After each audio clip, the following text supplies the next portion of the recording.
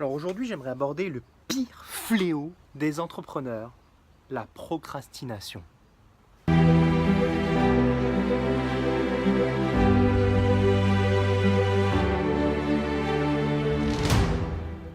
La procrastination quoi? Qu'est-ce que c'est que ce terme chinois encore là? Alors c'est un petit peu quand finalement vous êtes devant votre Everest, vous savez que vous avez vos 48 mètres à gravir, 48 mètres sur 8848 mètres. Et finalement, vous vous dites, oh, bon, aujourd'hui, c'est peut-être pas le bon jour, il commence à pleuvoir, là, tiens, on va peut-être reporter à demain. Ou, tiens, je suis bien dehors, là, finalement, je vais écouter les oiseaux, tiens, j'entends un oiseau, je vais écouter les oiseaux pendant 1 heure, puis 2, puis 5. Puis là, je regarde ma montre, et puis, maintenant, il est peut-être un peu tard pour aujourd'hui, on verra plutôt ça demain. Ou autre chose, ça peut être, bah, oh, 48 mètres, c'est pas grand chose. Je calerai ça vite fait demain. Ça va être vite fait. Allez, on verra ça demain. En fait, c'est ça la procrastination, c'est toujours trouver une bonne excuse, qu'elle soit bonne ou pas bonne, pour remettre toujours mon action à demain ou à plus tard.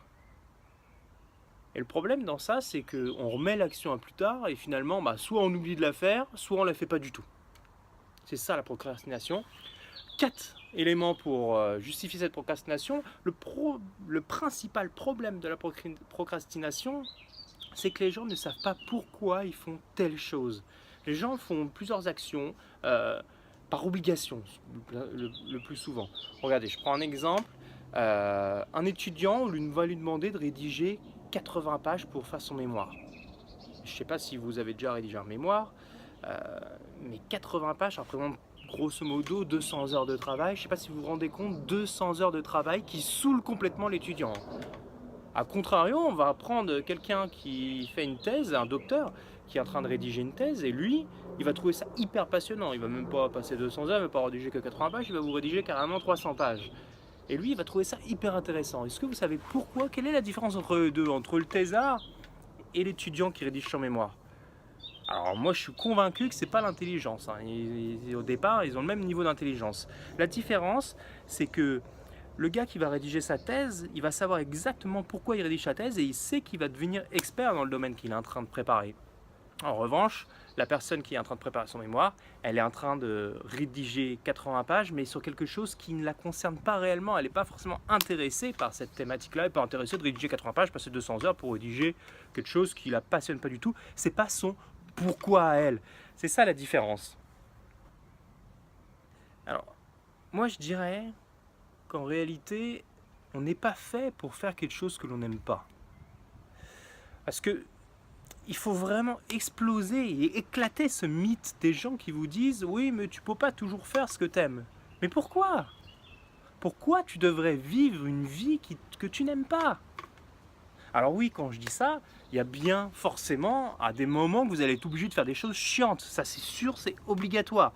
Mais si vous faites les choses chiantes et qui correspondent à votre cap, à ce que vous avez défini qui est réellement important pour vous, à votre pourquoi, et bien ces choses chiantes, elles s'inscrivent dans un processus et là vous allez trouver un intérêt à les faire.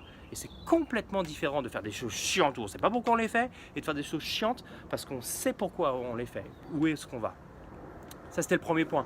Deuxième point, c'est que parfois, deuxième raison, c'est que parfois notre pourquoi, il n'est pas assez fort. On pense avoir trouvé notre pourquoi et finalement, ce n'est pas forcément celui-ci qu'on cherchait. Je reprends mon exemple sur l'Everest. Peut-être que pour moi, ce n'est pas l'Everest qui m'intéresse. Peut-être que moi, j'ai envie de gravir le Mont Blanc. C'est le Mont Blanc qui me passionne, qui en réalité est lui qui m'excite. Alors pas parce qu'il est plus facile, parce que peut-être moi, je le trouve plus beau. Je prends un exemple de la vraie vie, un exemple dans la vraie vie, je suis passionné par le marketing, je suis passionné par la vente, et du coup, je suis responsable d'un magasin, et je travaille pour un patron. Alors, je fais du marketing, je fais de la vente, mais il me manquait de choses, je sens que je ne suis pas pleinement épanoui. Parce que peut-être que ton pourquoi, ça va aller chercher beaucoup plus loin, ça va être que ça soit toi qui aies ton propre magasin et tu fasses ton propre marketing, tes propres ventes. Affinez votre pourquoi. Je vous garantis que si vous trouvez votre pourquoi, vous allez vous bouger naturellement tous les jours. Je vous garantis que si vous trouvez votre pourquoi, vous allez être naturellement motivé tous les jours. Donc en 1, trouvez votre pourquoi. En 2, peut-être que ce n'est pas celui que vous pensiez, mais essayez de l'affiner. Trouvez celui qui est vraiment le plus fort pour vous.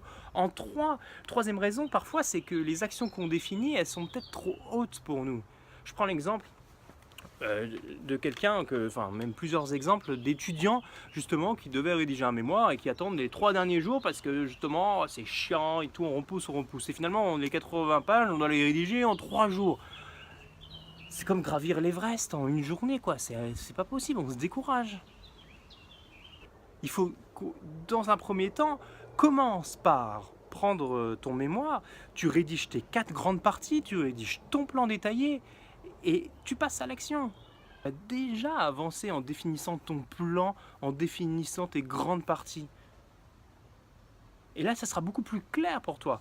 C'est comme quelqu'un qui me dit, bah, moi un jour je voudrais descendre une piste à ski, une piste noire, j'aimerais être champion là-dessus. Et boum, il se lance dans une piste noire. Bah, évidemment que ça ne va pas marcher. Il est même capable de se blesser. Alors, ce qu'il faut que vous sachiez, et je pense à un truc, c'est qu'il faut que vous absolument visualiser votre objectif. Il faut que vous visualisez en train de descendre la piste de ski.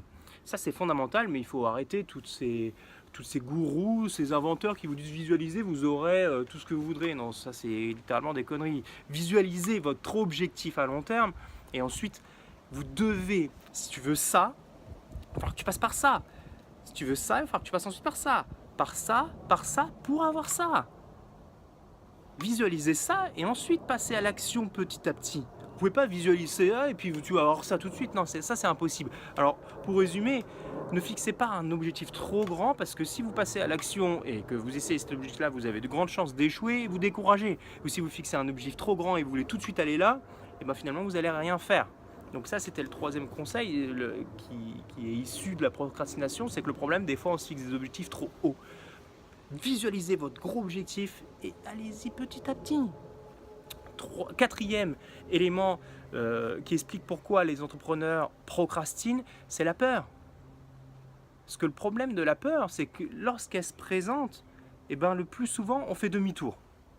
C'est le schéma classique. La peur se présente, on fait demi-tour. Mais en réalité, il faut se dire que c'est notre cerveau qui nous joue des tours. Parce que qu'est-ce qui fait le cerveau? Dès l'instant où il y a un changement, lui, son obsession, c'est plaisir et consommer le moins d'énergie possible. Plaisir, consommer le moins d'énergie possible. Plaisir, consommer le moins d'énergie possible. Alors, qu'est-ce qui fait quand il y a un changement? Forcément, on sort de la zone de confort. Et dès l'instant où il y a un changement, on consomme plus d'énergie. Bah, le cerveau, il n'aime pas. Donc, il essaie de trouver le maximum de mécanismes pour ne pas vous faire changer. Voilà pourquoi, dans tous mes programmes, j'essaie de vous aider au maximum et dans tous mes coachings, on a un module sur comment on fait pour développer l'énergie. Et en amont, voilà aussi pourquoi j'explique comment travailler votre psychologie. Donc si vous voulez travailler avec moi, je vous mets comme d'habitude tous les éléments en bas de la vidéo.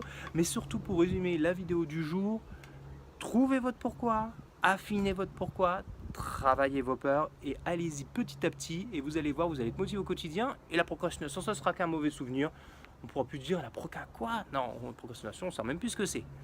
Faites ça et n'oubliez pas, partagez cette vidéo à vos proches, vous allez pouvoir les inspirer concrètement. Et moi, je vous embrasse et je vous dis à très vite.